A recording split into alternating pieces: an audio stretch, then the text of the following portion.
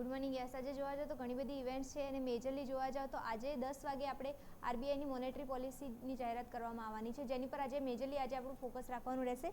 સાથે તમે નજર કરશો તો પ્રેફરન્શિયલ ઇસ્યુના મુદ્દે છે ને બોસની પણ આજે બોર્ડ બેઠક યોજાયેલી છે, તો એ પણ એક સ્ટોક આજે ફોકસમાં રહી શકે છે. સાથે તમે નજર કરશો તો વરુણ બેવરેજીસ છે, એની પણ ડિવિડન્ડની આજે એક્સ ડેટ છે, તો વરુણ બેવરેજીસ પણ સ્ટોક આજે ફોકસમાં રહી શકે છે. સાથે તમે નજર કરશો એર ઇન્ડિયા જે છે એમાં આજથી ફ્યુઅલ ચાર્જીસ જે છે એ લાગુ કરવામાં આવશે ઇન્ટરનેશનલ અને નેશનલના, તો એ પણ એક ફોકસમાં રહી શકે છે સ્ટોક.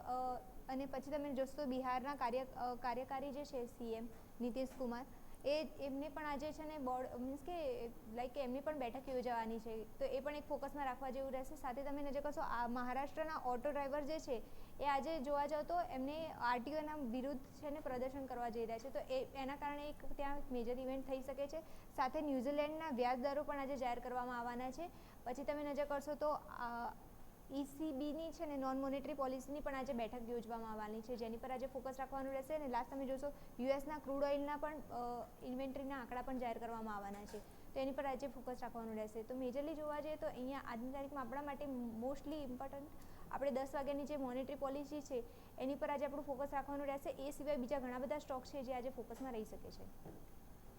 ઓકે, તો આ તમામ ઇવેન્ટ્સ का आज ધ્યાન પર રાખીશું. આભાર મિરલ, આપનો અમારા સાથે